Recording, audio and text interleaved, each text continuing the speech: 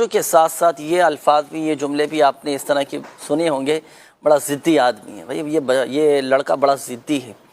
تو اب بچوں سے ہٹ کر اب بڑوں کے حوالے سے آپ سے پوچھنا ہے نا، بڑوں کی ضد ختم کرنا ہو، اور ایک طبیعت میں ایک اندر ہوتا ہے نا کہ جلال پن جو ہوتا ہے، بات بات پر جذبات میں آ جانا اور بے جا جذباتی ہو جانا، اور اس طرح کے معاملات تیش میں آ جانا، یعنی قوت برداشت کا نہ ہونا۔ اگر ٹھنڈا کرنا ہو، ضدی نوجوانوں کو تھوڑا ٹھنڈا کرنا ہو تو کیا عمل کیا جائے؟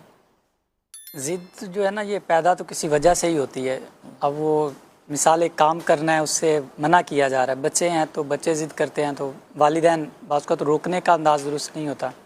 تو شاید اس وجہ سے بھی بچے ضد میں آ جاتے ہیں۔ تو بچوں کو یا بڑے ہوں، نرمی کے ساتھ اگر آپ سمجھائیں گے تو یہ مسئلہ حل ہو سکتا ہے۔ اگر گرمی کے ساتھ آپ سمجھائیں گے تو پھر وہ ضد شاید ختم نہیں ہو پائے گی۔ اس کے ساتھ آپ ایک روحانی علاج بھی اس کا کر سکتے ہیں، بچے ضد کرتے ہوں یا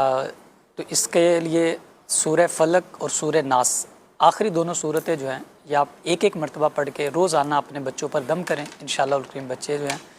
یہ ضد یعنی یہ بڑے بچے جو ہیں، جی بڑوں کے لیے بھی، ماں باپ کے لیے تو وہ بھی خیر بچے ہی ہیں، لیکن وہ بڑے بچوں کے لیے عمل ہے نا، دونوں کے لیے۔ اچھا ایسا کوئی عمل ہے کہ اگر کسی سے اپنی کوئی بات منوانی ہو، اپنی بات منوانے کا کوئی روحانی علاج، کوئی وظیفہ کہ بھئی وہ وظیفہ پڑھ کر ہم بات کریں تو مان جائے، سامنے والا راضی ہو جائے؟ اب جیسے ہوتے نا، جیسے آپ نے کہا کہ ضدی بچہ ہے، ماں باپ کا ہو سکتا ہے کہ انداز درست نہ ہو، یا ہم نے کسی سے کام لینا ہے، ہمارا انداز گفتگو درست نہ ہو، ہمارا اخلاق درست نہ ہو، وہ سامنے والا جذبات میں آ جائے، غصے میں آ جائے، تو اگر ہمیں سامنے والے سے کوئی بات منوانی ہو تو کیا پڑھ کر بات چیت کی جائے؟ اللہ پاک کا صفاتی نام یا عزیز ہو، صحیح 40 بار یہ پڑھ لیں